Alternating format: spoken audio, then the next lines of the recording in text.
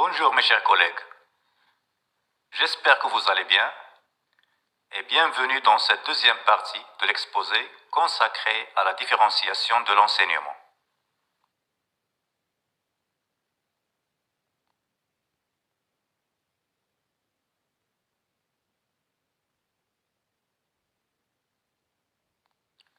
Une conception ouverte de la différenciation. L'échec scolaire et les inégalités naissent en partie de l'indifférence aux différences, d'une pédagogie frontale trop peu sensible à l'hétérogénéité des apprenants. Toute pédagogie différenciée a l'ambition de tenir compte des différences.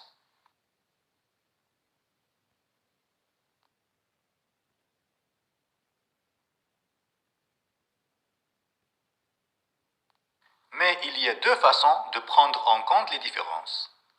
L'une est de différencier les objectifs en les adaptant aux possibilités et intérêts des élèves. L'autre est de viser à donner à tous les meilleures chances d'apprendre et d'atteindre les mêmes objectifs de formation.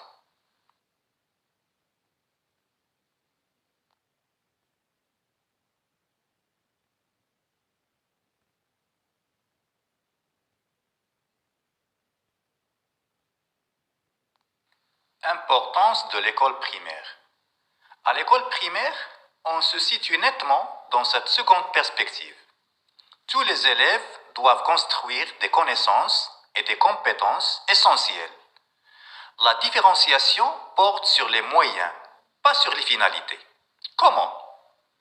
Il serait souhaitable que chaque élève soit confronté aussi souvent que possible à des situations d'apprentissage optimales pour lui, c'est-à-dire qui tiennent compte de ses acquis, de son style d'apprentissage, de ses intérêts, de ses possibilités. Choisi ou proposé dans un climat et des relations humaines favorables à sa mobilisation et à son implication, susceptible de le faire progresser dans le sens des objectifs de développement et d'apprentissage.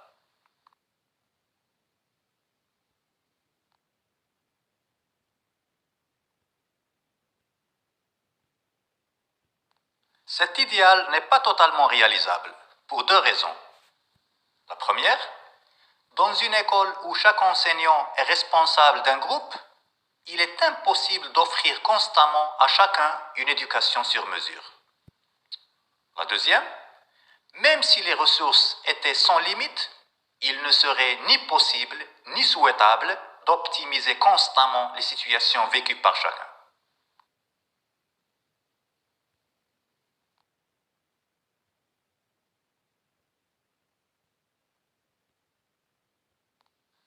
Pourquoi cet idéal n'est-il pas totalement réalisable? D'abord, les savoirs et les compétences de haut niveau se construisent dans l'interaction, au sein d'un groupe. Il est impossible de maîtriser complètement ce qui arrive à chacun dans un fonctionnement collectif sans le stériliser. Deuxièmement, aucun apprenant ne supporterait une prise en charge aussi serrée. Il se rebellerait contre une optimisation constante des situations.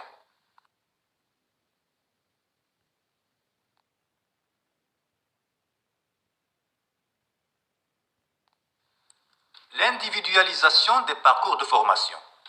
Attention, l'individualisation dont il est question porte sur le cheminement, le parcours de l'apprenant. Elle ne signifie pas qu'il travaille en solitaire ou qu'on lui donne des leçons particulières, mais qu'il suit un chemin original tout en faisant des bouts de chemin avec d'autres.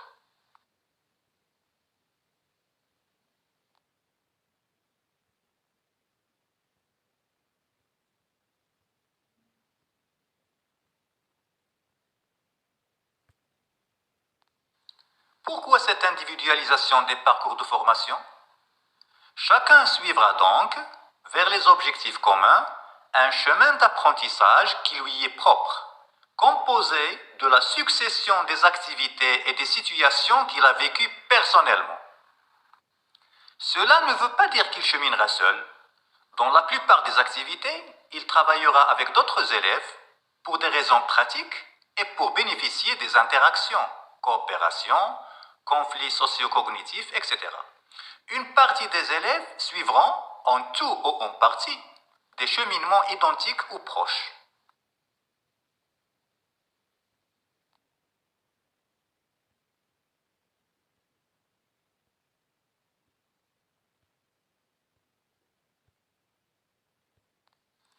L'évaluation formative. L'évaluation formative aide l'élève à apprendre et le maître à enseigner.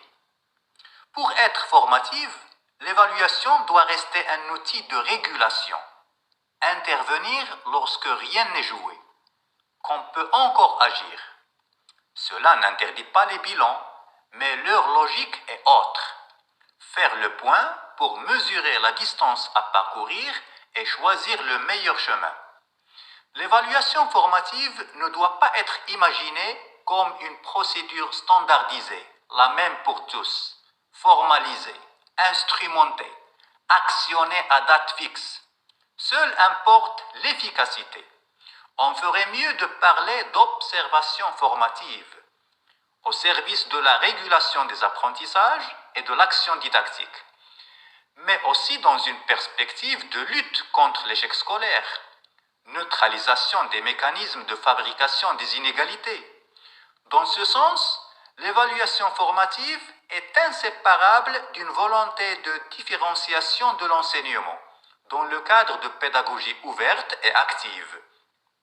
L'observation formative est un moment de la résolution d'un problème, de la régulation d'une action. Il n'y a pas de modèle clé en main. Chacun doit réinventer l'observation formative et la différenciation de l'enseignement en fonction de sa personnalité, de sa façon d'enseigner, de son rapport aux élèves et au savoir, de sa classe. On ne peut proposer que des pistes, des matériaux, des instruments, des concepts, à partir desquels chacun bricolera dans le meilleur sens du terme.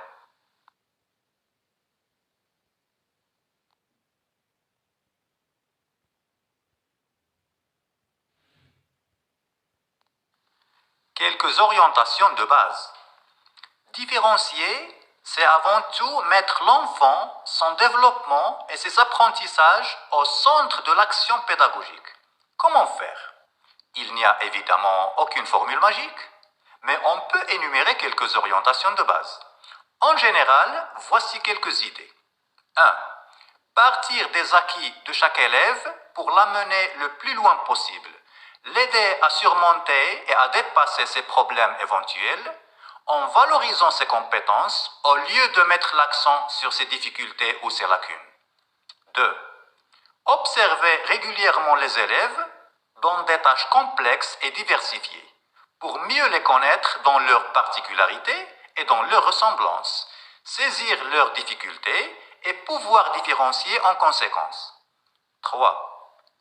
Ne succomber ni à la tentation du respect inconditionnel des différences, qui nourrirait une forme d'attentisme et l'enfermement de chacun dans sa culture initiale, ni à la tentation de l'acharnement et de l'interventionnisme.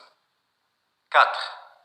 Ne jamais renoncer, sous prétexte de respecter les différences, à la poursuite d'objectifs semblables en fin de cycle et de cursus. 5. Faire de la différenciation une composante ordinaire de l'organisation du travail, en vigueur durant toute l'année ou toute la durée du cycle, à titre préventif aussi bien que pour remédier à des difficultés avérées. 6. Ne pas attendre que les difficultés soient manifestes, encore moins qu'elles soient graves, pour chercher à adapter les situations et les tâches aux caractéristiques de chacun.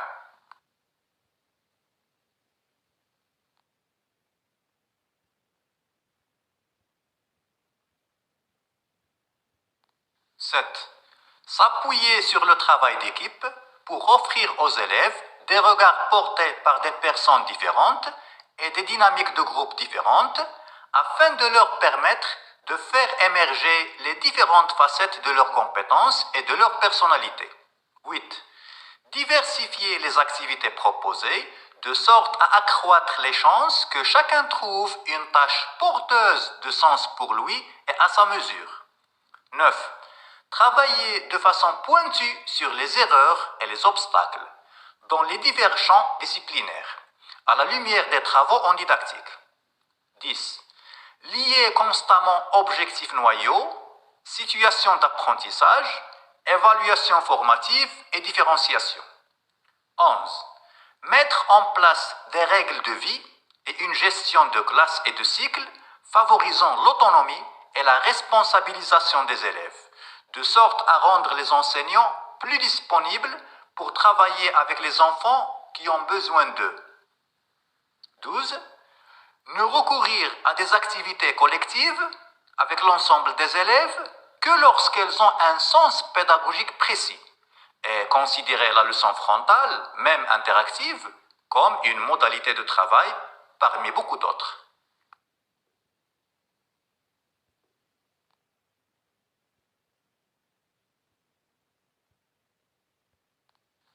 Différencier, c'est remettre constamment en cause l'organisation de la classe et des activités pour jongler avec les contraintes de temps et d'espace, pour tirer le meilleur parti des possibilités de groupement et d'interaction.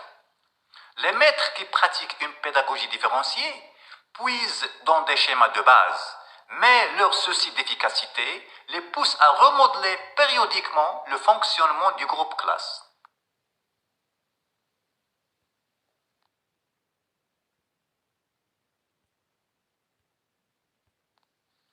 Différencier des stratégies de changement. Différencier l'enseignement, c'est faire son deuil de représentation et de pratiques fort commodes, qui manquent de rigueur, qui manquent d'exigence. En ce sens, il est plus réaliste d'aider les enseignants à reconstruire des satisfactions professionnelles à un autre niveau de maîtrise. Ceci ne se fait pas en un jour, ni dans la solitude. Les stratégies de changement passent donc par des dynamiques d'équipe pédagogique, d'établissement ou de réseau qui aident chacun à évoluer en plusieurs années.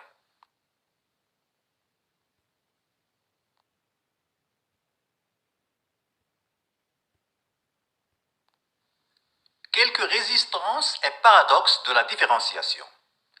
Une partie des résistances et des paradoxes que suscitent les pédagogies différenciées ne porte pas sur le paradigme général, mais sur son incarnation dans un dispositif, des didactiques, des disciplines particulières. Lorsqu'on veut différencier par exemple l'enseignement de la poésie, de la philosophie ou de l'expression orale, on se heurte au statut noble, indicible ou personnel de ces apprentissages, qui rend leur rationalisation partiellement illégitime, alors que des disciplines plus scientifiques semblent mieux faites pour une approche en termes de maîtrise.